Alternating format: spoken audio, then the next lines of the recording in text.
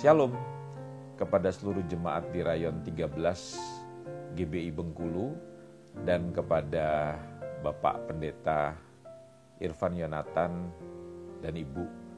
Saya ingin mengucapkan terima kasih untuk kesempatan kita bisa berjumpa walaupun melalui online. Saya percaya kita semua akan diberkati oleh kebenaran firman Tuhan yang akan memberikan jawaban dan kebebasan buat setiap kita yang hadir pada saat ini. Mari kita melihat tentang Mazmur 56 ayat yang ketiga yang mengatakan bahwa waktu aku takut, aku ini percaya kepadamu. Saya akan berbicara tentang menghadapi kekhawatiran. Saudara tahu kekhawatiran itu adalah suatu kondisi hati yang memunculkan banyak pikiran berdosa lainnya. Saya ulangi sekali lagi. Kekhawatiran adalah suatu kondisi hati yang memunculkan banyak pikiran berdosa lainnya. Coba renungkan berapa banyak tindakan dan dosa yang timbul dari yang namanya kekhawatiran. Saya memberikan beberapa contoh. Yang pertama, kekhawatiran akan keuangan atau kekhawatiran karena persoalan keuangan. Itu bisa memunculkan dosa mengingini yang bukan menjadi bagiannya kita.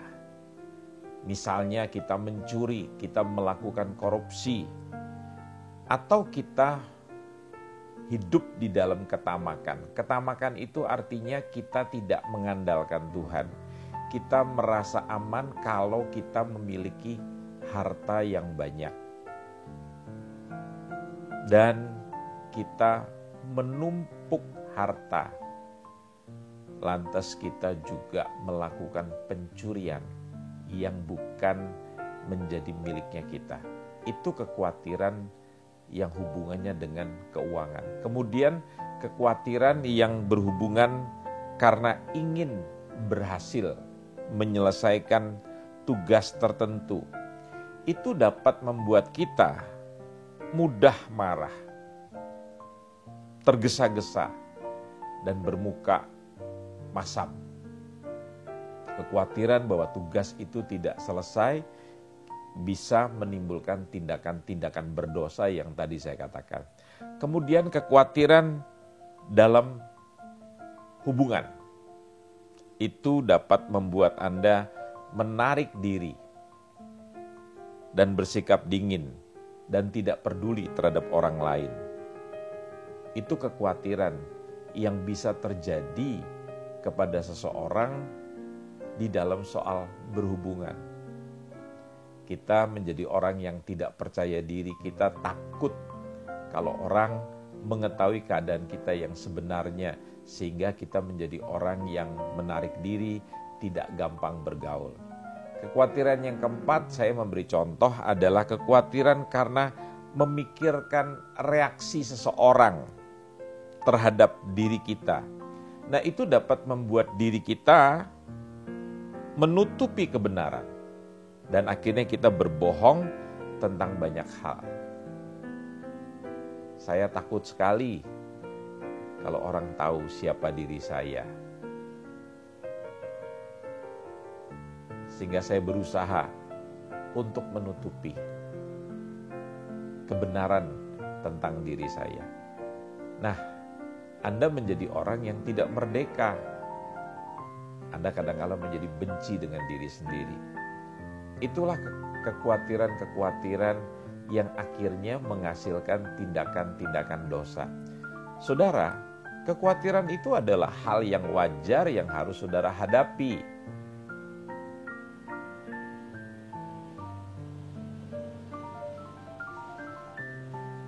Karena kekhawatiran adalah persoalan yang dihadapi oleh siapa saja. Di dalam Mazmur yang tadi kita baca, Daud mengatakan, waktu aku takut.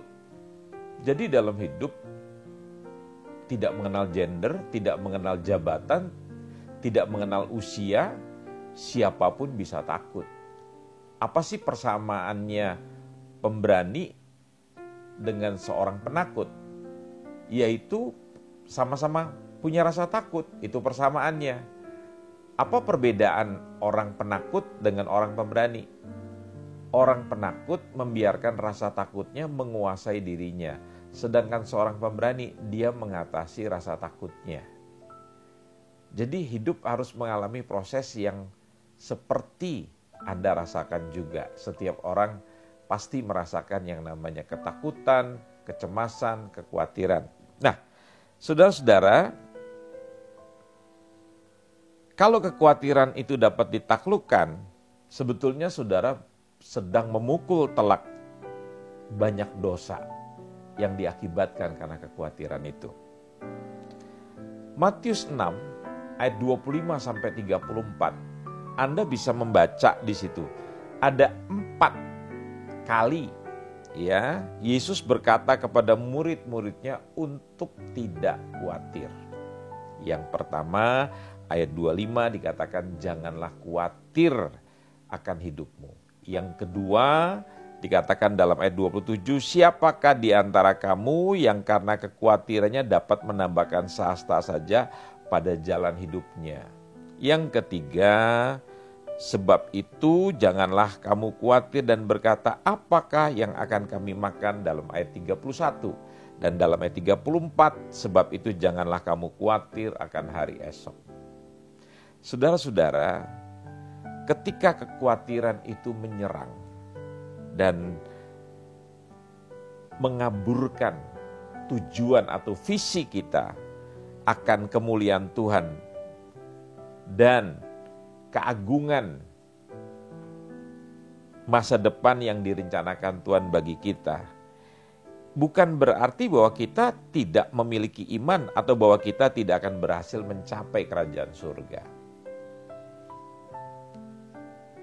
Iman kita sedang diserang oleh yang namanya kekhawatiran. Anda tidak lagi mempunyai pengharapan yang landasannya, sandarannya itu adalah perkataan firman Tuhan yang menghasilkan kepercayaan saudara yang luar biasa. Tetapi saudara percaya kepada fakta yang berupa ketidakbenaran. Benar menurut dunia, tetapi bukan mengandung kebenaran sesuai dengan firman Allah. Nah, hal-hal yang nyata, fakta yang tadi saudara perhatikan itu, yang tidak ada kebenarannya itu yang saudara percayai. Sehingga itu menimbulkan ketakutan, menimbulkan kekhawatiran.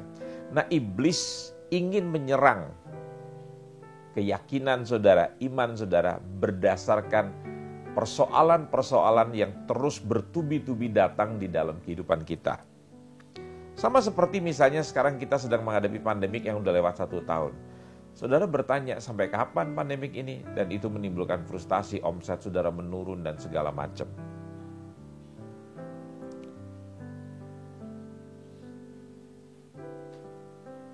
Tetapi entah kita tetap di dalam jalur dan berhasil mencapai garis akhir tergantung pada apakah kita melandaskan iman kita kepada kebenaran, terus Anda melakukan proses perlawanan, membalas ketidakpercayaan dan kekhawatiran itu dengan perkataan-perkataan firman. Mazmur 56 ayat yang keempat tadi, waktu aku takut, aku ini percaya kepadamu. Perhatikan, di sini tidak dikatakan aku tidak pernah bergumul dengan ketakutan. Tetapi ketakutan itu menyerang dan peperangan di dalam hidup itu menghadapi ketakutan itu sebetulnya sedang dimulai atau sedang berlangsung. Jadi jangan pernah berpikir bahwa dalam hidup ini tidak boleh ada kekhawatiran, tidak boleh ada ketakutan. Bahkan Yesus secara daging saja pada waktu dia menghadapi penyalipan, pada waktu dia akan naik di atas kayu salib, dia berteriak kepada bapaknya, Eloi, Eloi, lama sabachthani. Bapa, mengapa engkau meninggalkan aku? Jadi ketakutan itu, kekhawatiran adalah hal yang wajar, tetapi tidak boleh diluaskan menguasai diri kita.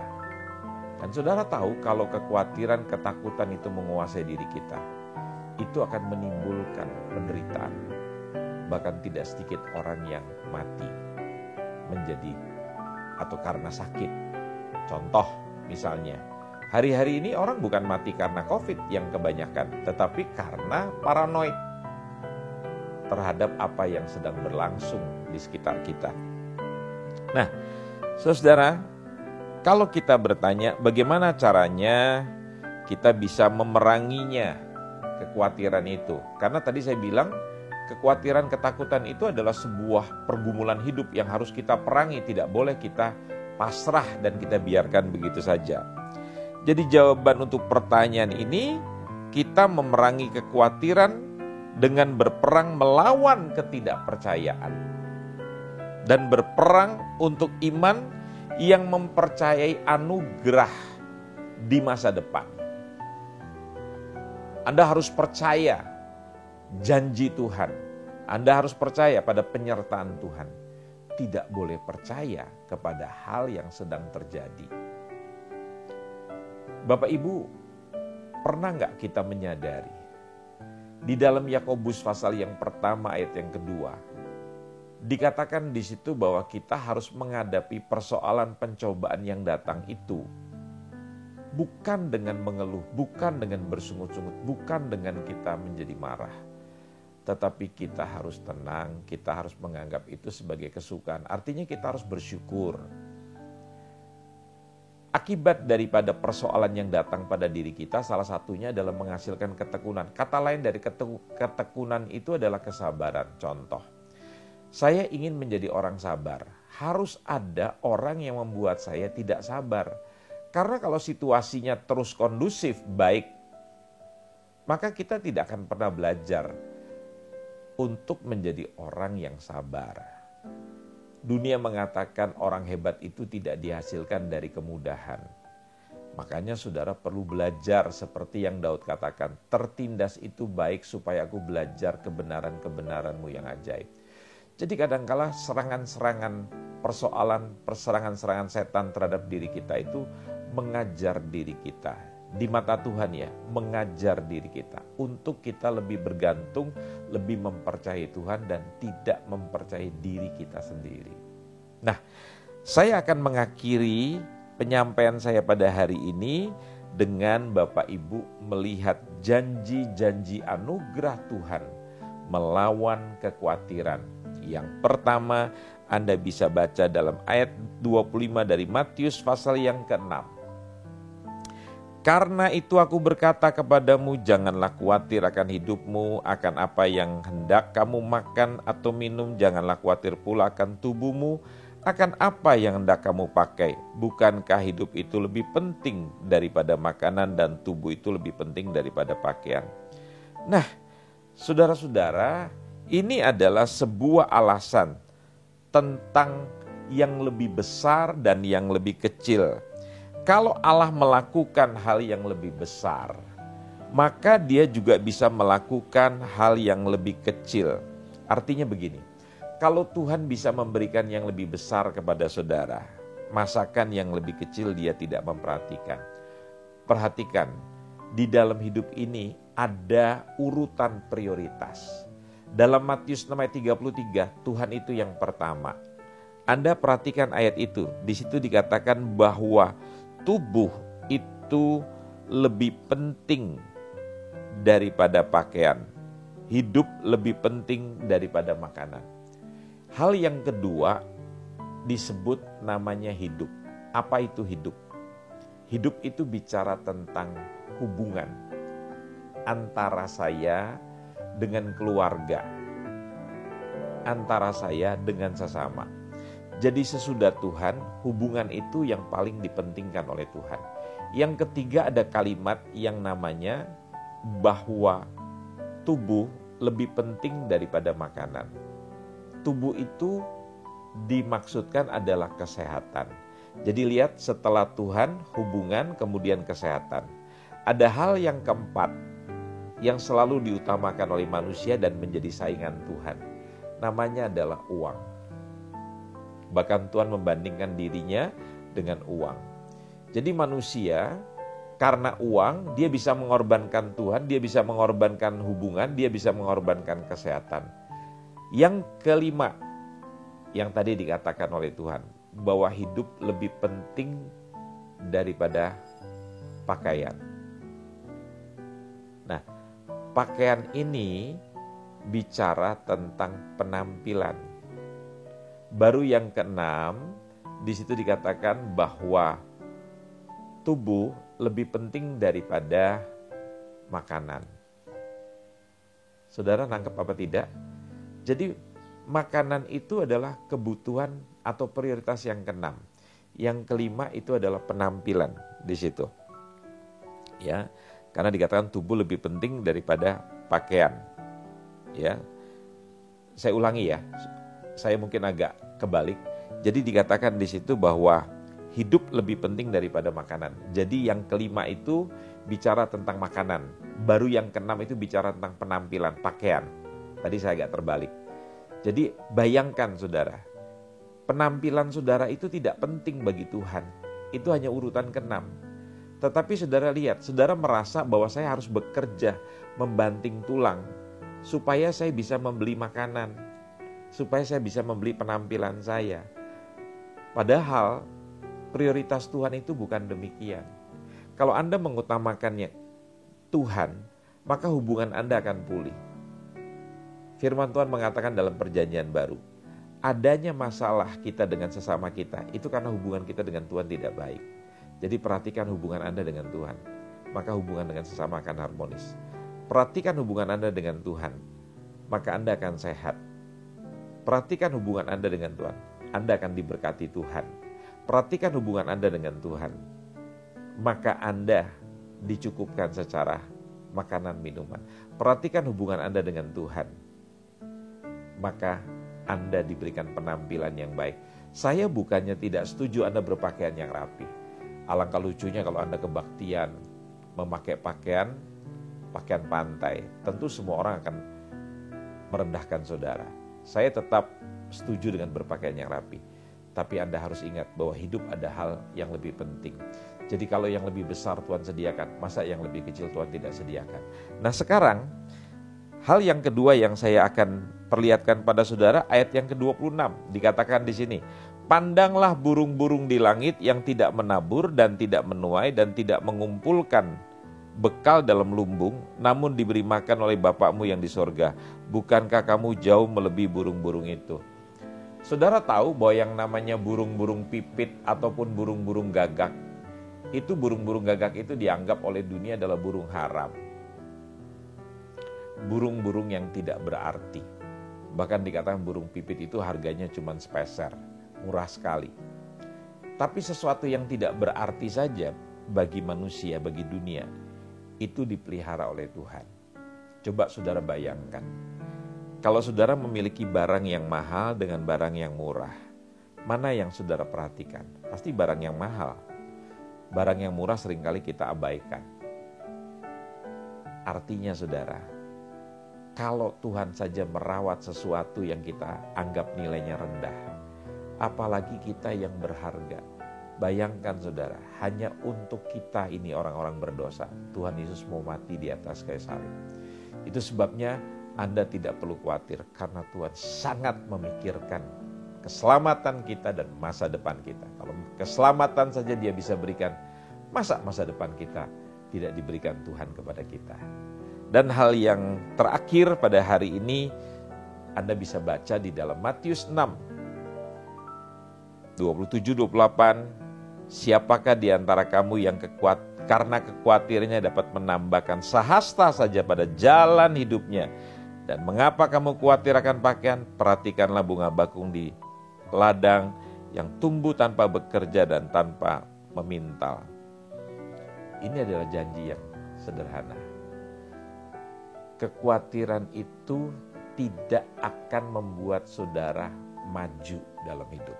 Dikatakan di situ bisa menambah sahasta saja. Kekhawatiran itu membuat saudara stagnan, berhenti. Bahkan kekhawatiran itu membuat saudara menjadi mundur. Bahkan kekhawatiran itu akan membuat saudara menjadi rugi besar, saudara akan stres, saudara akan sakit. Menurut penelitian para dokter di Jerman Barat pada tahun 70-an, waktu itu Jerman Barat dan Jerman Timur belum reunifikasi, artinya belum bersatu, masih terpisah. Para dokter di Jerman Barat meneliti kasus penyakit itu diakibatkan 83% karena faktor stres, faktor kekhawatiran. Artinya yang disebabkan karena virus bakteri itu hanya sekian belas persen. Nah, kalau saudara hidup di dalam hati yang penuh damai, saudara tidak perlu takut dalam hidup yang sekarang ini. Kita tidak bisa normal seperti dulu lagi. Makanya sekarang disebut kita hidup di zaman kenormalan yang baru. Artinya apa? Anda harus tutup hidung mulut Anda dengan masker. Anda harus rajin mencuci tangan. Di kantong Anda, di tas Anda harus tersedia hand sanitizer, tisu basah yang mengandung alkohol. Anda harus menjaga jarak. Jangan makan bersama-sama dengan orang-orang yang tidak satu rumah. Kalaupun saudara satu rumah tapi kalau saudara dari luar, hati-hati menjaga keselamatan dengan keluarga di rumah. Nah, itu adalah kenormalan baru yang tidak bisa kita abaikan. Nah, saudara-saudara yang dikasihi Tuhan, belajarlah kita mulai hari ini menjadi orang-orang yang hidup di dalam kepercayaan kepada Tuhan yang luar biasa. Kita tidak boleh hidup di dalam kekhawatiran, karena kekhawatiran ternyata merugikan kita semua. Saudara yang dikasihi Tuhan, saya ingin mengakhiri dengan beberapa statement yang penting. Ketika saya khawatir dengan keputusan-keputusan yang harus saya ambil berkenan dengan masa depan,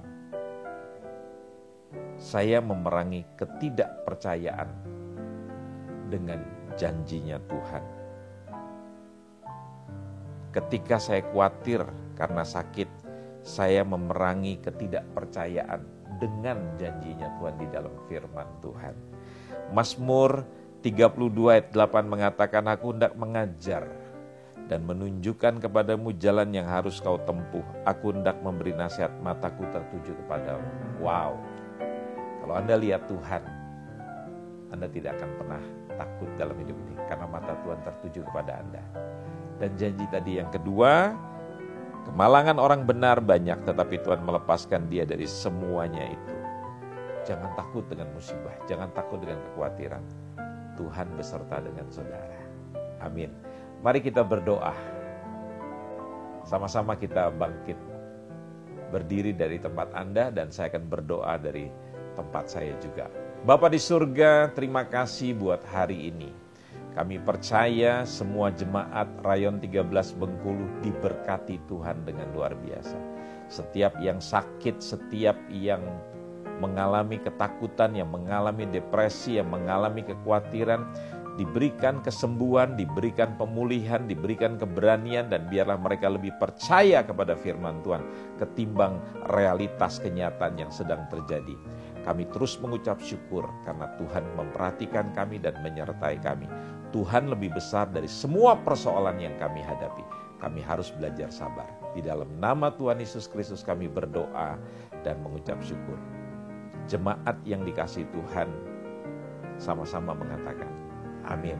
Tuhan memberkati kita sekalian. Shalom.